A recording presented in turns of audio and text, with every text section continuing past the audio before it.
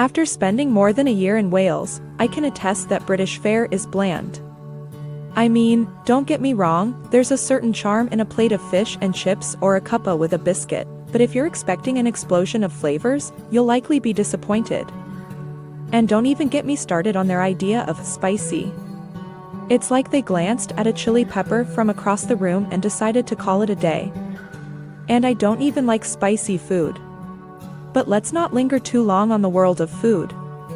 Instead, let's dive into a bit of salty wisdom from Matthew 5 verse 13, which says, "Ye are the salt of the earth, but if the salt have lost his savor, wherewith shall it be salted?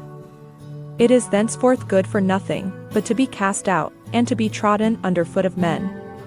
Now, if I had to pick a culinary metaphor for Christianity, I'd definitely choose salt over bland British fare.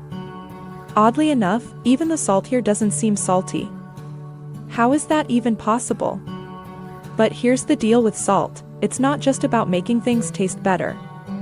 Back in the day, salt was used to preserve food and keep it from spoiling.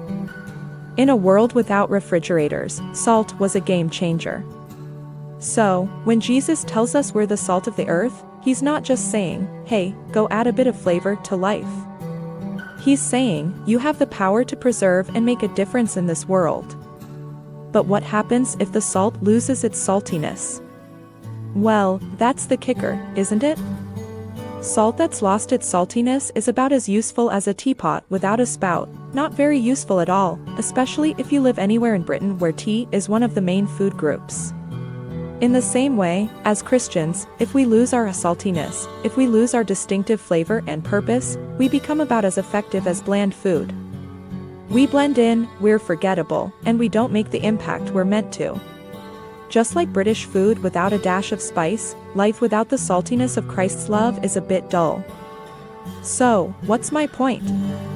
It's not about becoming the spiciest pepper in the garden.